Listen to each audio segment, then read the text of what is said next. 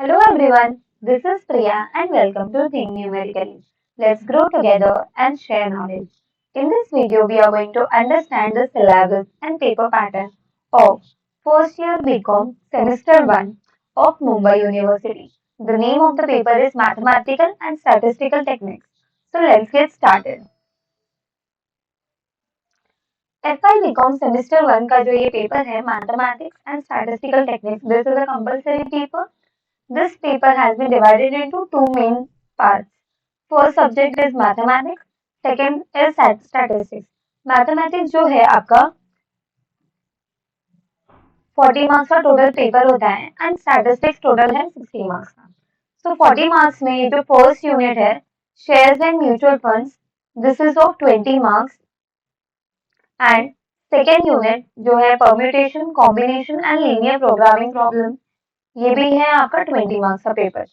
सो अगर आप देखोगे जो फर्स्ट यूनिट है शेयर्स एंड म्यूचुअल फंड, इसमें आपका फर्स्ट कॉन्सेप्ट जो आप पढ़ने वाले वो है शेयर्स, जिसमें आप शेयर्स क्या होता है, उसका face value, market value, dividend कैसे कैलकुलेट किया जाता है, देन इन्वेस्टमेंट इनकम कैसे कैलकुलेट किया जाता है, फिर ऐसे थोड़े टाइप्स ऑफ शेयर्स जैसे कि प्रेफरेंशियल शेयर्स और बोनस शेयर्स अगर होंगे तो कैसे सॉल्व किया जाता है, वो क्वेश्चन से आप पढ़ोगे.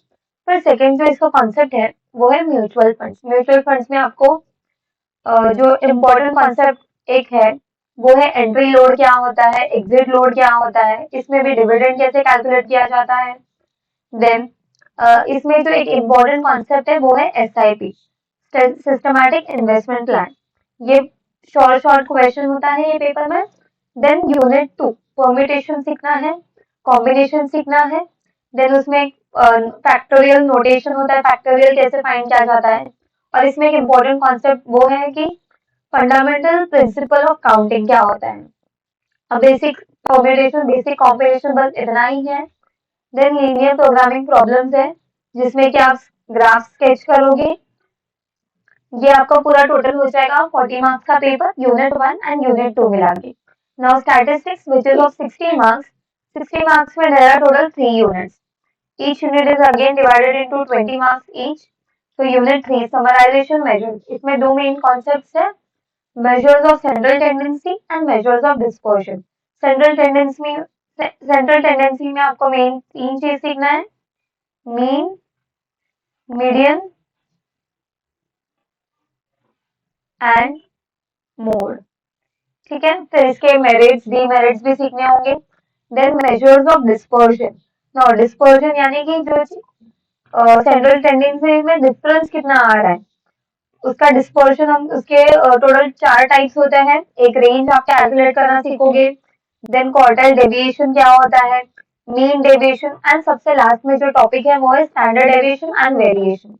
ये सीखने वाले हैं ये सेकेंड टॉपिक में. ठीक है, और अगर मैं बता दूं स्टैटिस्टिक्स में एक कंपलसरी क्वेश्चन जो होता है वो थ्योरी क्वेश्चन. ठीक है, थ्योरी क्वेश्चन में आपको कोई भी मेथड्स का, जैसे ये जो थर्ड यूनिट में मेथड्स पढ़ रहे हैं वहां पे कोई भी मेथड का प्रॉपर्टीज पूछ सकते हैं, मेरिट्स पूछ सकते हैं या डीमेरिट्स पूछ सकते हैं. ठीक है, तो उसमें आपको फॉर्मूला क्या होते हैं वो याद रखना पड़ेगा एंड उसके बारे में थोड़ा डिटेल में आप लिख सकते हो, समझ में आएगा. और मैथ्स का जो पेपर होता है maths is purely sums based. तो मैथ्स अगर आप पेपर दोनों सॉल्व करना, अगर आपका सम्स अच्छा है, कंप्यूटेशनल स्किल्स, तो मैथ्स के दोनों यूनिट अच्छे से कर लो, 40 मार्क्स कंफर्म हो जाएगा, सिर्फ सम्स आपको पूछे जाएंगे.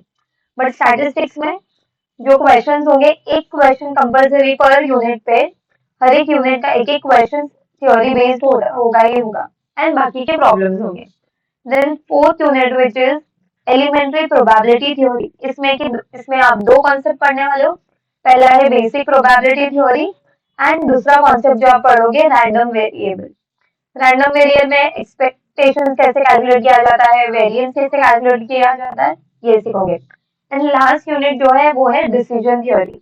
This again is of 20 marks. तो इसमें आप डिसीजन मेकिंग के लिए जो सिचुएशंस है, पे ऑफ एंड पे ऑफ मैट्रिक्स पढ़ोगे. देन मैक्सिमम, मैक्सिमाइज, मिनिमाइज कैसे करना होता है. देन इसमें decision making tree, decision tree एक इम्पोर्टेंट कॉन्सेप्ट है वो है. सो ये टोटल 5 यूनिट्स में आपका ये पेपर डिस्ट्रीब्यूशन है. So 20 marks for each unit.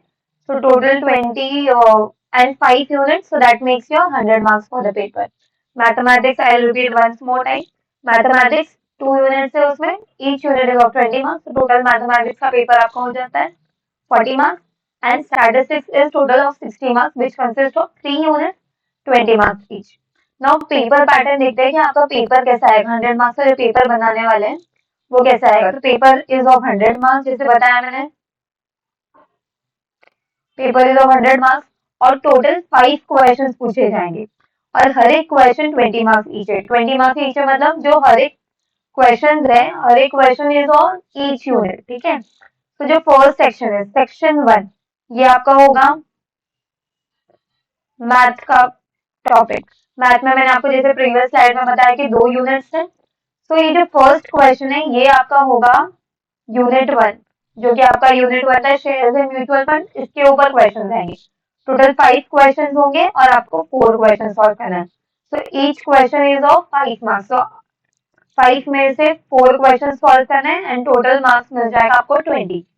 Then second question again total 5 question होने वाले हैं. आपको इसमें से 4 सॉल्व करना है and this is on unit 2, permutation combination and linear programming. ये यूनिट के ऊपर होगा.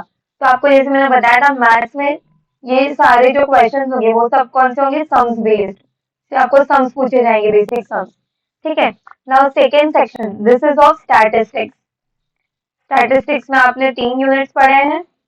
सो question 3 is of unit 3, which is summarization method measures, जिसमें आपने सेंट्रल टेंडेंसी के मेजर्स पढ़े एंड मेजर ऑफ डिस्पर्शन. ये दोनों कॉन्सेप्ट्स के ऊपर बेस्ड आपका ये यूनिट 3 जो है which will come for 20 marks, जिसमें कि एक क्वेश्चन कंपल्सरी थ्योरी क्वेश्चन होने वाला है. Then question number 4, this is based on unit 4 which is your elementary probability theory.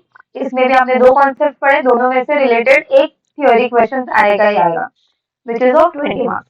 Now last question, fifth question ये की होगा आपका unit 5 पे based, which is decision theory. So 5 questions होंगे again and you have to solve any 4 questions. Each question will be of 5 marks. So ऐसे 20 हर एक unit के ऊपर हर एक यूनिट का वेटेज है 20 मार्क्स एंड आपको सारे यूनिट्स कर लोगे अच्छे से तो टोटल 100 मार्क्स फिक्स्ड हो जाएगा. ठीक है. That's it in this video. If this video was useful for you, then please do like and subscribe our channel for more such videos. Thank you.